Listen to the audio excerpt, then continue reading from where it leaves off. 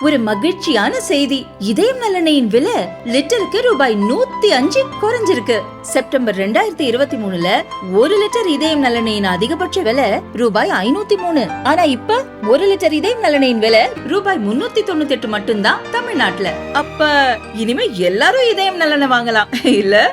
தலைவர் தான் நம்முடைய தலைவர் கலைஞர் அவர்கள்.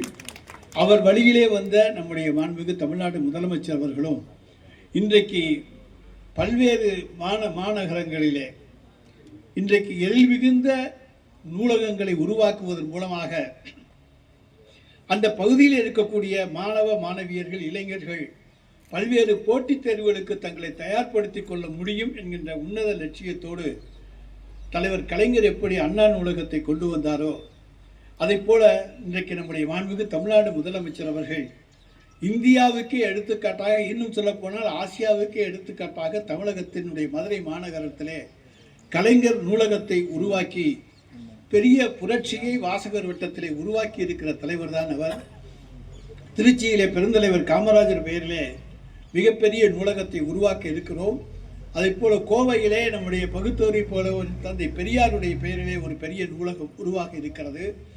இவை இன்றைக்கு பல்வேறு பகுதிகளில் அந்தந்த பகுதிகளில் இருக்கக்கூடிய மாணவ மாணவியர்கள் தாங்கள் போட்டித் தேர்வு எழுதுவதற்கு தயாராவதற்கு உறுதுணையாக இருக்கக்கூடிய நூலகங்களாக உருவாக்கி அதே நேரத்தில் அதை பொழுதுபோக்கு அம்சங்கள் கொண்டதாகவும் வைத்து குழந்தைகள் ஆரம்ப கட்டத்திலேயே நூலகத்துக்கு செல்ல விருப்பப்படுகின்ற அளவுக்கு அங்கே பல்வேறு பொழுதுபோக்கு நிகழ்ச்சிகளையும் இணைத்து வாசிப்பை அதிகரிக்க செய்வதற்கு என்னென்ன தேவைகளோ அதையெல்லாம் இன்றைக்கு செய்கின்ற அரசாக நூலகங்களுடைய வளர்ச்சியிலே தமிழகத்தினுடைய கல்வி வளர்ச்சி இருக்கிறது என்பதை உணர்ந்த அரசாக மாண்புமிகு தமிழ்நாடு முதலமைச்சருடைய அரசு இருக்கிறது என்பதை நாங்கள் மகிழ்ச்சியோடு தெரிவித்துக் கொள்கின்றோம்.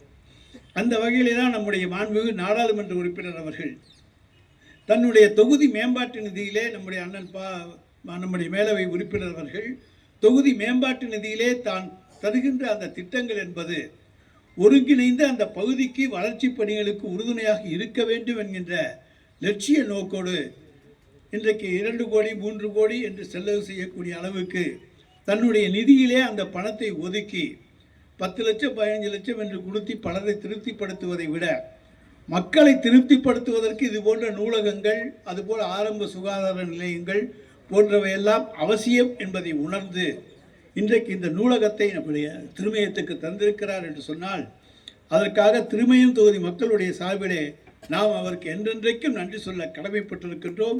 எனவே இந்த நூலகம் என்பது என்றென்றைக்கும் நமக்கு பயன்படக்கூடியதாக அமையக்கூடிய வகையிலே அண்ணன் ப. சிதம்பரம் அவர்கள் இந்த நூலகத்தை உருவாக்கி தந்திருக்கின்றார்.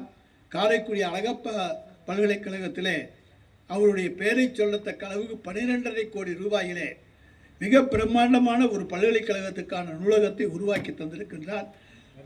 எனவே இதையெல்லாம் பார்க்கின்ற பொழுது இன்றைக்கு கல்வி வளர்ச்சி என்பது எந்த அளவுக்கு அவசியம், அதற்கு நூலகம் எந்த அளவுக்கு அவசியம் என்பதை உணர்ந்து அவர் இன்றைக்கு செயல்பட்டு கொண்டிருப்பதை எடுத்து காட்டுவதாக இவையெல்லாம் அமைந்திருக்கின்றது. ஒன்றிய நிதியமைச்சராக இருந்த பொழுது நம்முடைய மாவட்டத்தினுடைய பல்வேறு பகுதிகளிலே பல்வேறு வங்கிகள் மூலமாக பல்வேறு சமுதாய கூடங்களை கட்டித்தந்தவர் அவர். அதுபோல் பல்வேறு நல்ல பணிகளை 50 லட்சம் 70 லட்சம் என்று அந்த காலத்திலே அதற்கான பணிகளை எல்லாம் செய்து தந்தவர்.